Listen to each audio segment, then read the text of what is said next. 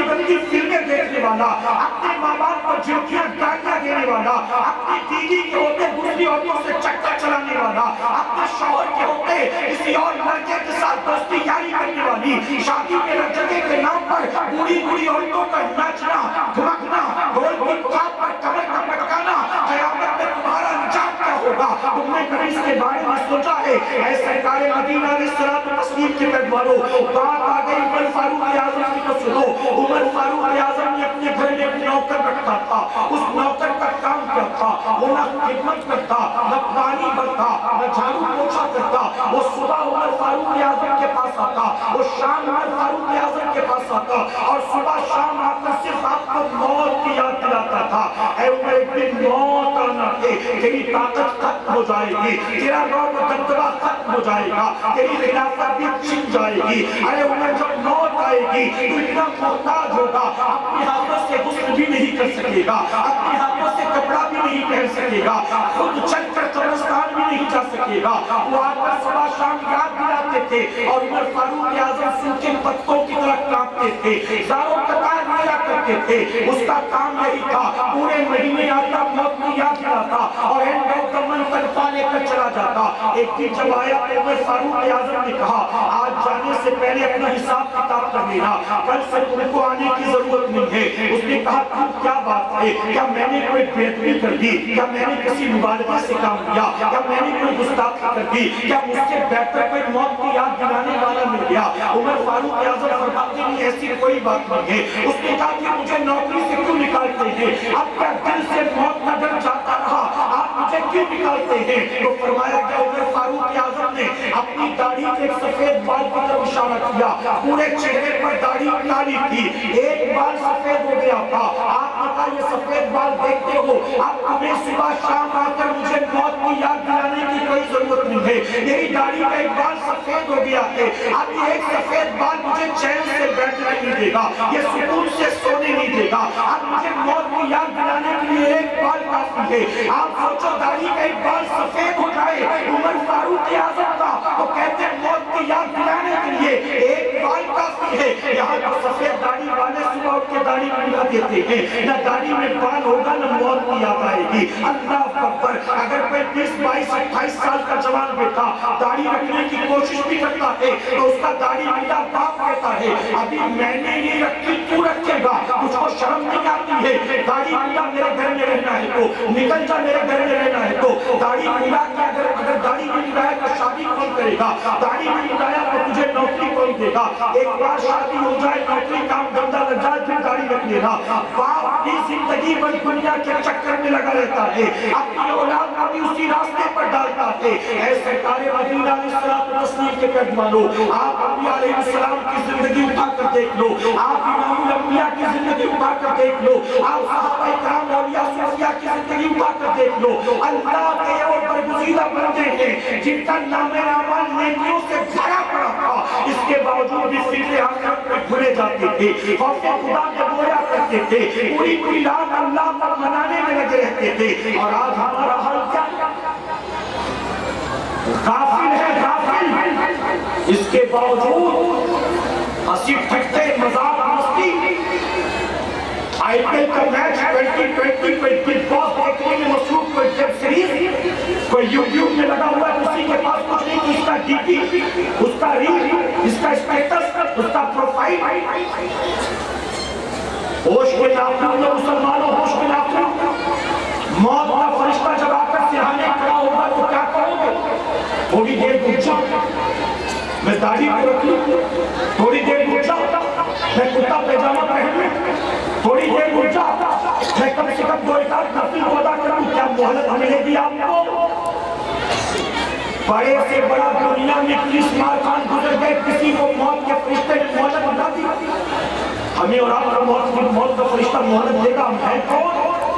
آپ جانتے ہیں ملفوظات اعلیٰ کے اندر یہ حکایت موجود، فرماتے ہیں ایک بندہ جس نے 300 سال تک تیری عبادت، اتنے سال تک دنیا سے کٹ کٹا کر پہاڑ کی چوٹی پر جاتا، 300 سال تک عبادت، نہ کوئی آنے والا، جانے والا، ملنے والا کوئی نہیں، اکیلا۔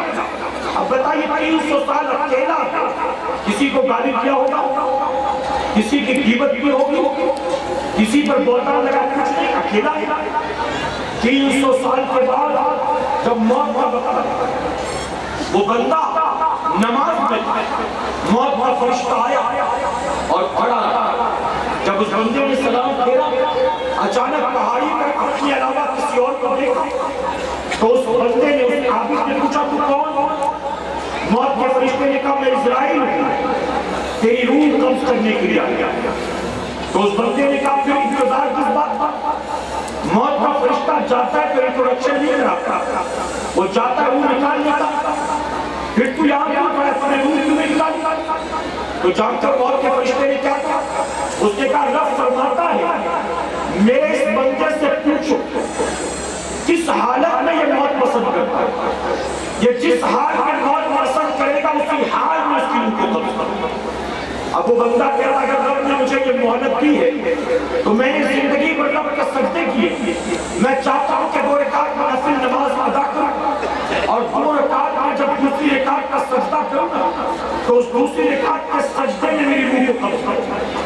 میں چاہتا ہوں کہ حالت سجدہ میں مجھے موت ہو۔ آپ سوچیں سجدوں سے کتنی محبت ہو۔ موت کے فرشتے نے کہا ٹھیک ہے مجھے منظور۔ اب وہ کھڑا ہوا اللہ پر بیٹھے۔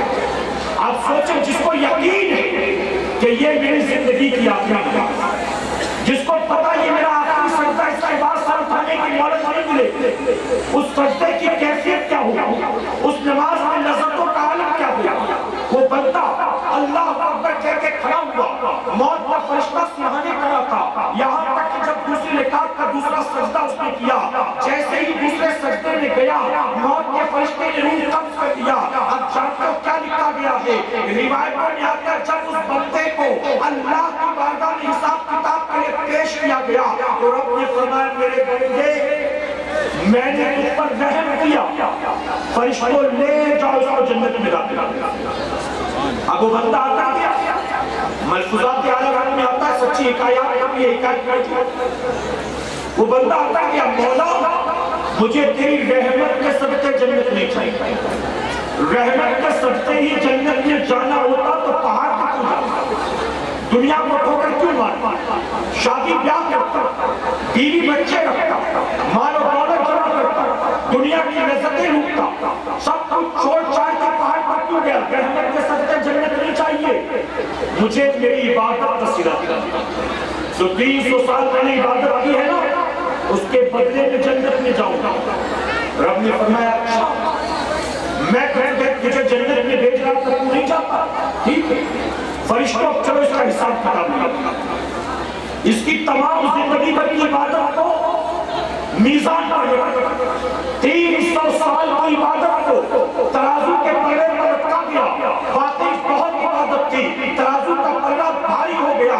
اب رب نے فرمایا 300 سال میں بہت عبادت کی، لیکن 300 سال عبادت کر کے میں نے تجھے جو نعمتیں دی تھی ان میں سے کسی ایک نعمت کبھی تو نے حق ادا کیا کہ نہیں؟ ابھی فیصلہ کیے دیتے ہیں فرشتوں اس کے جسم میں جو ایک آنکھ ہے اس کی ایک آنکھ کو نکالو اور دوسرے پلڑے پر رکھ دو، اس نے میری نعمت کا حق ادا کیا کہ نہیں کیا؟ ابھی فیصلہ کیے دیتے ہیں فرشتوں نے اس کی ایک آنکھ کو نکالا اور ترازو کے دوسرے پلڑے پر رکھ دیا، اللہ کی نعمت والا پلڑا بھاری ہو گیا، اس کی 300 سال کی عبادت دھری کی دھری رہ گئی۔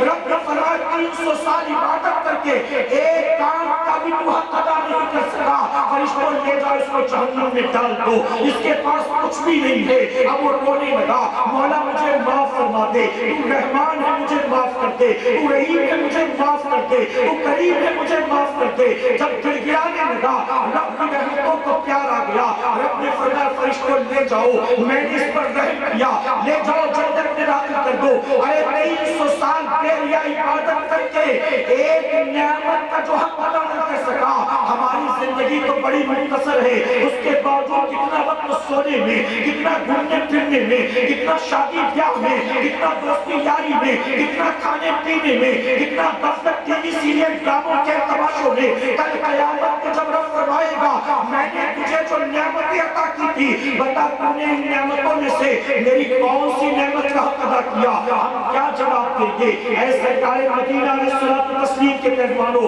اللہ کے ولی کے قدموں میں بیٹھے ہو، اس سے پاک کی مبارک شب ہے، آج اٹھنے سے پہلے توبہ کر کے اٹھنا ہے، ہمیں اور آپ کو یہ طے کر کے اٹھنا ہے۔ آئے تھے تو دامن گناہوں سے داغ داغ لے کر آئے تھے، لیکن جائیں گے تو اللہ کے ولی سے ہم نیکیوں کی خیرات لے کر جائیں گے، ہم توبہ استغفار کر کے جائیں گے، نیک بننے کا جذبہ لے کر جائیں گے۔ بتاؤ ارادہ کرتے ہو انشاءاللہ؟ میرے پیارے آقا علیہ الصلوۃ والتسلیم کے مہمانوں، سال میں ایک مرتبہ رسمی طور پر اس منا لینا، چادر چڑھا دینا، اپنی طرف سے 200-400 چندہ نکال دینا، یہی کافی نہیں ہے۔ یقیناً یہ سب اچھی عمل ہے، کرو اللہ اجر عطا کرے گا، لیکن ہم اگر نمازی نہیں پڑھتے، ہم روزہ نہیں رکھتے، ہم اپنوں کے حقوق ادا نہیں کرتے، تو کل قیامت کے دن اللہ کی بارگاہ میں کیا جواب؟ اب میں آخر میں 2 باتیں عرض کرتا ہوں، اجازت ہے آپ؟ اور انہی 2 باتوں پر، یہ میرا کنکلوژن بھی ہے، اور انہی 2 باتوں پر میں اپنی تقریر کو مکمل کروں۔ اجازت آپ ایک بار ذرا محبت سے درود شریف پڑھ لیں۔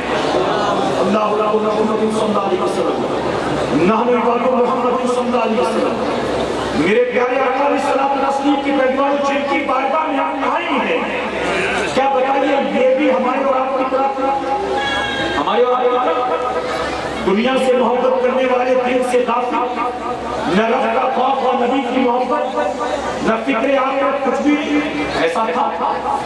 اگر ایسا ہی معاملہ ہوتا ان کا بھی تو دنیا نے کب کا فراموش کر دیا ہوگا۔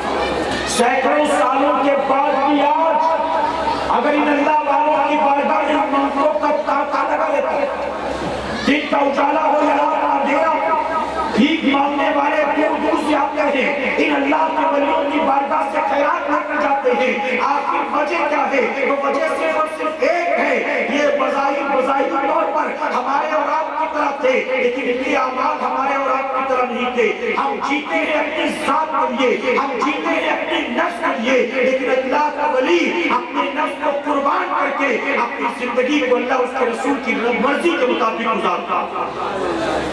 میں نے 2 باتیں کہی، توجہ ہے آپ؟ میرے پیارے آقا علیہ الصلوۃ والتسلیم کے مہمانوں، سیدنا موسیٰ علیہ السلام کی بارگاہ میں بنی اسرائیل کی ایک عورت، ہماری بہنیں بھی بہت غور سے، بنی اسرائیل کی ایک عورت آئی موسیٰ علیہ السلام کی بارگاہ میں اور آ کر عرض کی اللہ کا نبی، میں بہت بڑی پاپی، میں بہت بڑی مجرم، آج میں آپ کی بارگاہ میں آئی ہوں تاکہ آپ میرے لیے سفارش کریں، میرے حق میں دعا کریں اور اللہ میرے تمام گناہوں کو معاف کرے۔ موسیٰ علیہ السلام نے فرمایا کہ تو بتا تو نے گناہ کیا کیا، تیرا گناہ کیا؟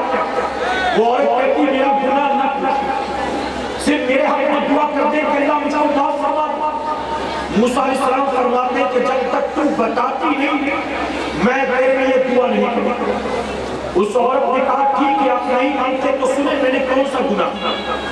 وہ عورت کہتی ہے فلاں فلاں قبیلے سے تعلق رکھتی، پورے قبیلے میں ہمارے گھرانے کی بہت عزت، میری اب تک شادی نہیں ہوئی، ایک دن شیطان مجھ پر غالب آیا، نفس نے برگلایا اور میں نے نوجوان کو گناہ کی دعوت دی، رات کے اندھیرے میں دنیا سے چھپ چھپا کر ہم دونوں نے گناہ کیا، اس کے بعد صبح ہونے سے پہلے وہ نوجوان میرے گھر سے چلا گیا۔ جب میں صبح سو کر اٹھی آبادی والوں نے مجھے دیکھا تو اسی احترام کی نظر سے دیکھا، اسی عزت کی نظر سے دیکھا، وہ کہتی ہے باپ میں نے کتنا بڑا گناہ کیا تھا کسی کو قانون کا خبر نہیں، میں خوش تھی کہ نفس کو مزہ بھی مل گیا اور میرے گناہ کا کوئی گواہ بھی نہیں، اطمینان کی زندگی گزار رہی تھی اسی طرح عزت والی۔ لیکن چند دنوں کے بعد مجھے احساس ہوا کہ رات میں اس گناہ کی وجہ سے میں حاملہ ہو چکا ہوں۔ اب میں ڈر گئی کہ کروں تو کیا کروں، اب تک جس گناہ پر پردہ پڑا رہا وقت کے ساتھ ساتھ میرا جسم خود اس گناہ کو ظاہر کر دے گا، اب آخر گناہ کو چھپاؤں تو چھپاؤں کیسے؟ وہ عورت کہتی ہے میں پریشان تھی کیا کروں، شیطان نے پھر سے مجھے ہوتی ہیں اگر تو چاہتی ہے کہ تیرے جرم پر پردہ پڑا رہے تو میرا مشورہ قبول کر لے، اس آبادی کو چھوڑ کر کہیں ایسی جگہ چلی جا جہاں مجھے کوئی جانتا پہچانتا نہ ہو، اور وہاں جا کر اس بچے کو جنم دے دے، اس کے بعد چلی آنا، کسی کو کانوں کان خبر نہیں ہوگی کہ تو نے رات کے میرے میں کتنا بڑا پاپ کیا تھا۔ وہ عورت کہتی ہے اللہ کے نبی میں نے شیطان کا مشورہ قبول کر لیا، میں اپنی آبادی کو چھوڑ کر ایک جنگل میں چلی گئی، وہاں ایک بٹیا تھی، میں نے وہاں پناہ لی، کچھ عرصہ گزارنے کے بعد ایک بیٹا پیدا ہوا، جب بیٹا پیدا ہوا میں اپنے بیٹے کو دودھ پلاتی رہی، اسے پالتی رہی، ہفتہ 10 دن 15 دن اپنے بیٹے کے ساتھ رہی، اس کے بعد میں اپنے گھر واپس آنے کا ارادہ کرتی ہوں۔ اب جب گھر آنے کا ارادہ کیا تو میرے سامنے بہت بڑی مصیبت تھی، مصیبت یہ تھی اس بچے کا کروں تو کیا کروں، اگر لے کر جاتی ہوں تو اب تک جو کچھ کیا تھا وہ سب ظاہر ہو جائے گا، اور اگر اس کو یہاں چھوڑ کر جاتی ہوں یا تو بھوکا پیاسا مر جائے گا یا تو جنگلی درندے اس کو کھا جائیں گے۔ اب وہ بچہ میرے لیے مصیبت بن گیا تھا، کروں تو کیا کروں سمجھ میں نہیں آتا تھا۔ شیطان نے ایک بار پھر مجھ کو مشورہ دیا، اے عورت اگر چاہتی ہے کہ تیرے پاپ پر پردہ پڑا رہے تو بچے کی محبت میں مت پڑ، جیسے تنہائی میں تو نے پیدا کیا ہے ویسے ہی تنہائی میں اس کا گلا گھونٹ دے، اس کو موت کے گھاٹ اتار دے، تیرا جرم ہمیشہ کے لیے چھٹ جائے گا، کسی کو کانوں کان خبر نہیں ہوگی کہ کتنا بڑا پاپ تو نے کیا۔ موسیٰ علیہ السلام کی بارگاہ میں عرض کرتی ہے اللہ کی نبی میں نے پھر ایک بار شیطان کا مشورہ قبول کر لیا، ارے جسے 9 مہینے تک اپنی کوکھ میں رکھا تھا، جسے اپنے سینے سے لگا کر دودھ پلاتی تھی، اب میں نے اسی بچے کا اپنے ہاتھوں سے گلا گھونٹنا شروع کیا، اپنی پوری طاقت کے ساتھ میں نے اس کا گلا گھونٹا، یہاں تک کہ میرے بچے نے آخری ہچکی دی، جب مجھے یقین ہو گیا کہ وہ مر گیا ہوگا میں نے زمین کھودی اس کو دفن کیا، اور اس کے بعد واپس اپنی آبادی میں آ گئی۔ میں اپنی آبادی میں جب آئی لوگوں نے مجھے وہی پہلے کی طرح عزت کی نظر سے دیکھا، کسی کو پتا نہیں کہ میں نے کتنے بڑے بڑے جرم کیے، اے اللہ کا نبی کئی سال گزر چکے ہیں، کسی کو پتا نہیں ہے کہ میں نے کیا کیا کیا ہے، لیکن آج اچانک میرا ضمیر مجھے جھجوڑتا ہے، آج اچانک میری غیرت بیدار ہوئی ہے، اور میرا دل پکار پکار کر کہتا ہے تو نے جن پاپوں پر زمین پر پردہ ڈالے رکھا، کل قیامت کے دن اللہ ایک ایک پردہ اٹھائے گا، پھر بتا لوگوں کے سامنے مجھے رسوا و ذلیل ہونے سے کون بچائے گا۔ اے اللہ کا نبی اس لیے آپ کی بارگاہ میں آئی ہوں، اب تک جیسے اللہ نے پردہ ڈالے رکھا اللہ قیامت کے دن بھی عیبوں پر پردہ ڈال دے، آپ میرے لیے دعا کر دے کہ اللہ مجھ کو معاف فرما دے۔ جیسے ہی موسیٰ علیہ السلام کی بارگاہ میں اپنا واقعہ بیان کرتی ہے اللہ کے نبی کو جلال آ گیا، آپ نے اپنا چہرہ پھیر لیا، آپ نے فرمایا فوراً میرے گھر سے باہر نکل جا، اتنے بڑے بڑے پاپ کرنے کے بعد تو چاہتی ہے کہ اللہ تجھ کو معاف کر دے، ہرگز تیرا گناہ معافی کے لائق نہیں ہے، میرے گھر سے باہر نکل جا۔ اس نے کہا دعا کرتی اللہ مجھ کو معاف فرما دے، وہ گر گراتی رہی، اللہ کے نبی فرماتے جائے گی نہیں، میں تجھے دھکے مار کر نکال دوں گا، نکل میرے گھر سے باہر، اس سے پہلے کہ اللہ کا عذاب نازل ہو میرے گھر سے نکل جا۔ آخرکار روتی بڑکتی وہ عورت چلی گئی، ابھی چند قدم ہی گئی تھی کہ جبرائیل علیہ السلام موسیٰ علیہ السلام کی بارگاہ میں حاضر آتے ہیں، موسیٰ علیہ السلام کو سلام پیش کرتے ہیں، اور اس کے بعد عرض کرتے ہیں اے موسیٰ اللہ فرماتا ہے موسیٰ سے ذرا پوچھو تو صحیح میری بندی اس کے پاس آئی تھی دعا کروانے کے لیے، موسیٰ نے دعا کیوں نہیں کی، اگر موسیٰ دعا کر دیتا تو اس کا کیا جاتا۔ جبرائیل علیہ السلام جب یہ عرض کرتے ہیں اللہ کا نبی فرماتے ہیں اے جبرائیل کیا تم نے نہیں دیکھا اس عورت نے بدکاری کی، ناجائز بچے کو جنم دیا، اپنے بچے کا قتل کیا، اتنے بڑے بڑے گناہ کرنے کے بعد وہ چاہتی ہے اللہ اس کو معاف کر دے، اس کا گناہ معافی کے لائق نہیں ہے، اس لیے میں نے اس کے حق میں دعا نہیں کی۔ اب جب جبرائیل علیہ السلام نے یہ سنا کیا عرض کرتے ہیں جانتے ہو، عرض کرتے ہیں اللہ کے کلیم اللہ فرماتا ہے کیا میں موسیٰ کو یہ نہ بتا دوں کہ بنی اسرائیل کی اس عورت سے بڑا بھی کوئی گنہگار ہے۔ موسیٰ علیہ السلام سن کر حیران رہ جاتے ہیں، آپ فرماتے ہیں اس عورت سے بڑا گنہگار کون ہو سکتا ہے، ارے اس نے سارے پاپ کر لیے، اس سے بڑا گنہگار کون ہوگا۔ اگر مسلمانوں سنو دل کے نہا خانے میں جگہ دو، اپنی زندگی کو بدلنے کی کوشش کرو۔